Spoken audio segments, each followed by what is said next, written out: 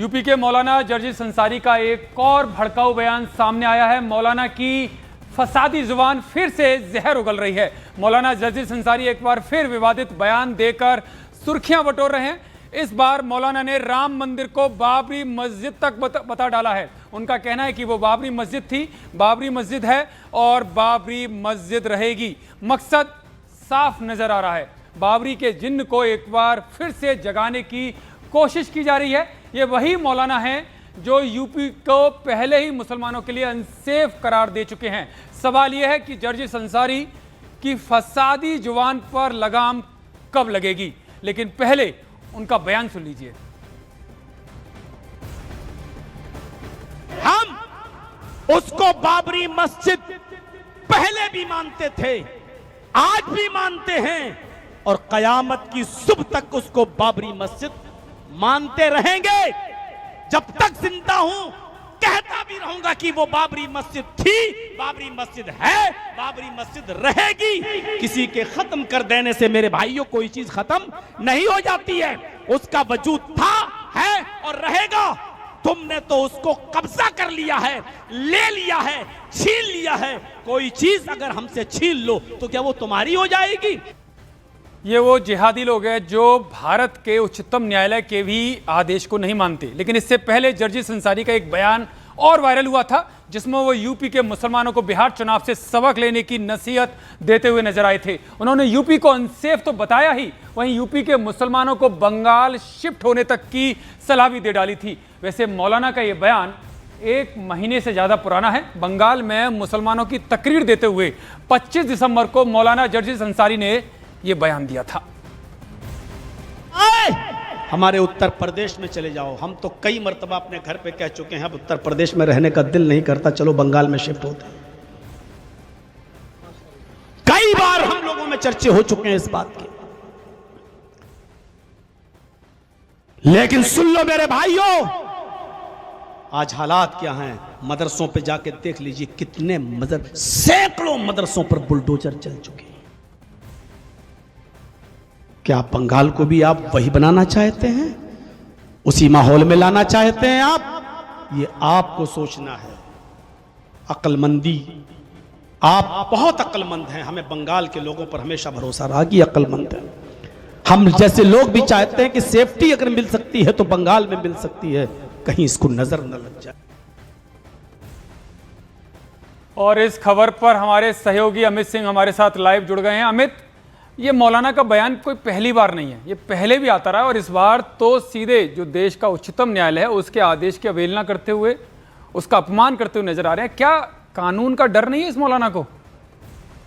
देखिए, बिल्कुल जाहिर तौर पे ये बयान जो तकरीर है ये पश्चिम बंगाल में ही दी गई है और ये पश्चिम बंगाल में 25 दिसंबर को दी गई है। दरअसल जो मौलाना का हम बयान सुने तो ये पॉलिटिकल बयान ज्यादातर लगता है और कहीं ना कहीं जिस तरीके से पश्चिम बंगाल चुनाव है, पश्चिम बंगाल चुनाव में जो अल्पसंख्यक वोट बैंक, विपक्षी पार्टियों का वोट बैंक है, टीएमसी का वोट बैंक है, अल्पसंख्यक वोट बैंक, तो उससे एकजुट करने के लिए इस तरीके का बयान दिया गया है। मौलाना को भी ये चीज मालूम है कि ये पहले मामला लोअर कोर्ट में चला, राम मंदिर बाबरी मस्जिद का, फिर ये हाई कोर्ट मूव किया, फिर ये हाई कोर्ट से सर्वोच्च अदालत यानी सुप्रीम कोर्ट गया और सुप्रीम कोर्ट में उसके बाद जो फैसला दिया, उसके बाद श्री राम जन्मभूमि पर श्री राम मंदिर का भव्य दिव्य अलौकिक मंदिर का निर्माण कार्य पूरा कर लिया गया है। तो जाहिर तौर पे ये जो बयान है ये भड़काऊ बयान है और जाहिर तौर पे जो आप भी भड़काऊ बयान इसको बता रहे हैं और आप बड़े नजदीक से उत्तर प्रदेश सरकार को कवर भी करते हैं। क्या उत्तर प्रदेश सरकार इस पर कोई एक्शन लेगी?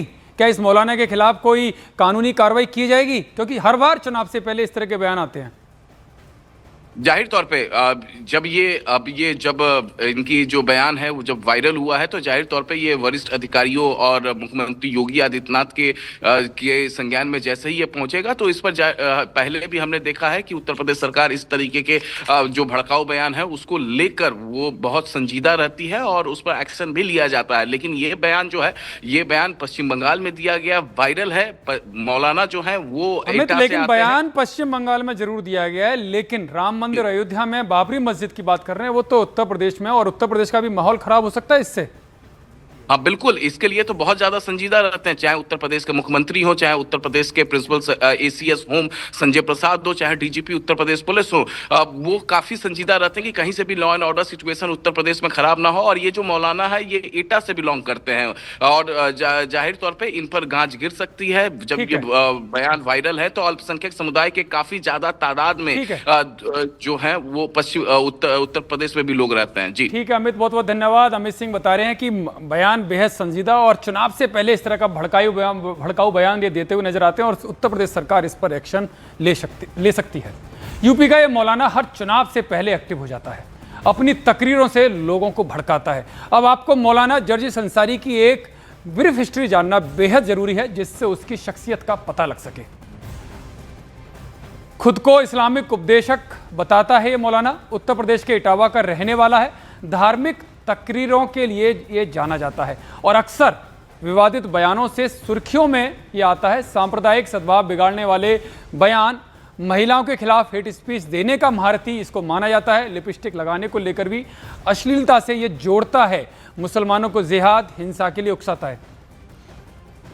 विश्व हिंदू परिषद के नेता प्रवक्ता विनोद बंसल हमारे साथ जुड़ गए हैं। विनोद जी, बहुत बहुत स्वागत है आपका न्यूज़ 18 इंडिया में। और आप खबर देख रहे होंगे कि जो मौलाना जर्जिस है ये हमेशा चुनाव से पहले एक्टिव होता है और भड़काऊ बयान देता है। किस तरह से देख रहे हैं आपके, क्योंकि ये तो कह रहा है कि बाबरी मस्जिद थी, है और रहेगी। देखिए, जर्जिस जैसे जालिम जो कट्टरपंथी जो मौलाना है ना, इन्हीं के कारण इस्लाम की छवि कहीं से कहीं पहुंच गई और ये चाहते हैं कि भारत के मुसलमान भी शांति से नहीं रहें जैसे भारत के बाहर के लोगों की स्थिति है। आप देखिए, भारत वो देश है जिसमें कि सर्वाधिक मुसलमान हैं, उनके सर्वाधिक सभी 72 फिरके यहाँ मौजूद हैं, शिया सुन्नी भी अवेलेबल हैं, जहाँ पर के आपस में जो लोग उनके प्यासे रहते हैं बाकी मुस्लिम कंट्रीज में, यहाँ शांति से रहते हैं।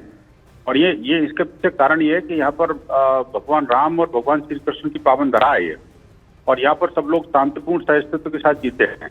लेकिन ऐसे जो मौलाना जर्जिस जैसे जो लोग हैं, ये वो मुस्लिम यूथ को जिहाद के रास्ते पर उकसा करके और जन्नत के हुरों को सब विवाह स्वप्न दिखा करके ये सीधा उनको जल्दी मरवाना चाहते हैं। ऐसे मौलाना के विरुद्ध कठोरतम कार्रवाई सुनिश्चित करना चाहिए। मैं कहता हूँ ये लोग बाहर रहने लायक नहीं है, ये वो जानवर हैं इनको छुट्टा छोड़ा गया तो अनावश्यक रूप से हिंसा को बढ़ावा देंगे। लेकिन मनोज जी, आप देखिए पश्चिम बंगाल में चुनाव है और वो पश्चिम बंगाल की धरती से वो ये बयान दे रहा है, तो आपको लगता है कि वहाँ पश्चिम बंगाल की सरकार इस पर कोई कार्रवाई करेगी? नहीं, पश्चिम बंगाल की सरकार तो ऐसे लोगों को पालती है ना जी। पश्चिम बंगाल की जो वर्तमान सरकार है वो तो जिहादियों के सामने नतमस्तक है। अभी कल परसों ही बजट जो आया उसमें 5,500 करोड़ रुपए का उन्होंने वो जिहाद के नाम पर ही खर्च कर दिया पूरा। वो जो बांग्लादेशी घुसपैठियों को और उनके लिए जो पैसा लुटा रही हैं, इस तरह के मौलानाओं को प्रमोट करने का काम ममता जी कर रही हैं। ये बंगाल के अंदर आग लगाने का दिवा स्वप्न देखने वाले ऐसे जो लोग हैं, और ये जो लगता है कि इनको मुस्लिम यूथ को भड़का करके वोट बटोर लेंगे, ये गलतफहमी है इनकी। ये इन्होंने जितनी बार इस तरह के बयान दिए हैं वैसे उनके आत्मघाती कदम साबित हुए हैं। ठीक है, बहुत बहुत धन्यवाद, बहुत बहुत धन्यवाद विनोद जी। विनोद बंसल का साफ तौर पर कहना है कि आत्मघाती कदम ही ऐसे लोगों के अपने लिए साबित होते हैं। हालांकि पश्चिम बंगाल के मुर्शिदाबाद में बन रही बाबरी मस्जिद को लेकर लखनऊ में जगह जगह पोस्टर लगाए गए हैं। पोस्टर में लिखा है, हुमायूं हम आएंगे, बाबरी फिर से गिराएंगे। इसके साथ लिखा है, बटोगे तो कटोगे। पोस्टर में हुमायूं कबीर को मुगल आक्रांता के रूप में दिखाया गया है। विश्व हिंदू रक्षा परिषद ने पोस्टर लगाए हैं। 10 फरवरी को मुर्शिदाबाद पहुंचने का भी ऐलान किया गया है। विश्व हिंदू रक्षा परिषद की तरफ से ऐलान किया गया है कि 10 फरवरी को मुर्शिदाबाद पहुंचे, इस तरह का ऐलान किया गया और लखनऊ में जगह जगह पर ये पोस्टर लगाए गए हैं।